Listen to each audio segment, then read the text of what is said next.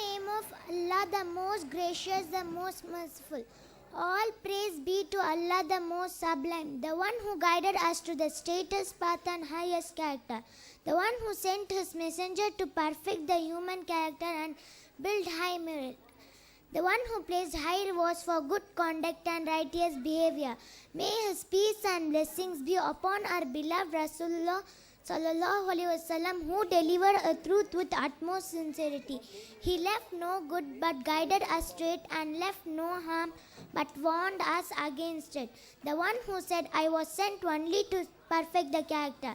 May peace be upon his family, his companions, and all those who follow him till the day of judgment.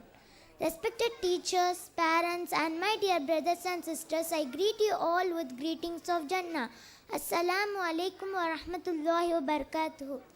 My topic today is something which every human soul can easily relate to his daily life.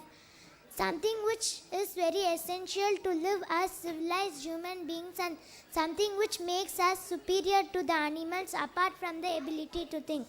My topic is about ethics. Not just ethics but Islamic ethics. Islam is not just a religion but a complete way of life. Allah subhanahu wa ta'ala has made it so accurate that when someone embraces Islam, he not only purifies himself from the dirt of idol worship but also from the dirt of ill behavior and ill habits. It not only teaches us how to pray, fast, give zakat, do hajj, but rather also how to eat, drink, sleep, so much so that how to even relieve ourselves. Narrated Salman al-Farsi, it was said to Salman, your prophet teaches you everything, even about excrement. He replied, yes, he has forbidden us to face the Qibla at the time of easing and urinating, and cleansing with right hand, and cleansing with less than 3 stones, or cleansing dung or bone. Sunan Abu Dawud. Getting on to my topic, I would like to list down some of the Islamic ethics which should be followed in our daily life. While eating, saying Bismillah before eating, eating with right hand, thanking Allah subhanahu wa ta'ala in the end, sharing with others, eating what is closest to you, etc. While drinking with your right hand, and while sitting, not gulping down water, rather taking 3 sips, etc. While sleeping on right side with right hand under your cheek. Reciting du'as before sleeping. Spitting on left side and seeking refuge on Allah subhanahu wa ta'ala by seeing bad dreams, etc. While relieving oneself, not facing the Qibla, using left hand, cleaning using water, avoiding dung or bone for cleaning, not talking while relieving oneself, reciting du'as before and after entering the restroom, etc. While talking with elders, lowering your voice, respecting them and their opinions, talking politely, caring for them, etc. While talking to young ones, talking according to their understanding, loving them, forgiving their mistakes, etc.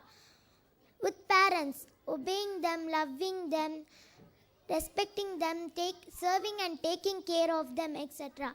And many more ethics with different aspects for our lives, like removing something harmful from the road, not talking secretly in the presence of third person, not backbiting or gossiping about others, being a first person to say salam, controlling anger, always smiling and helping one another in attain the love and pleasure of Allah subhanahu wa ta'ala.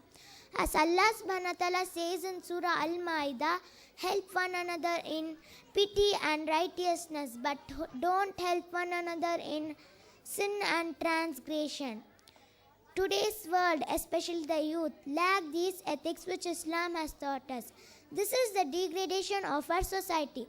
If Muslim men and women realize their responsibility in implementing these ethics and imparting these principles in their children, the world would be a better place to live, and amazing dawah to the whole world.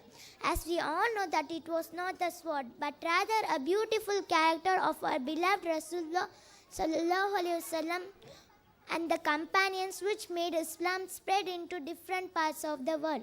I thereby sincerely pray to Allah subhanahu wa ta'ala that He helps to perfect the character and forgive us our shortcomings and grant us in highest ranks in Jannah. In the end, all praise belongs to Allah subhanahu wa ta'ala, and peace and blessings be upon our beloved Rasulullah sallallahu alaihi wasallam. Assalamu alaikum wa rahmatullahi wa barakatuh.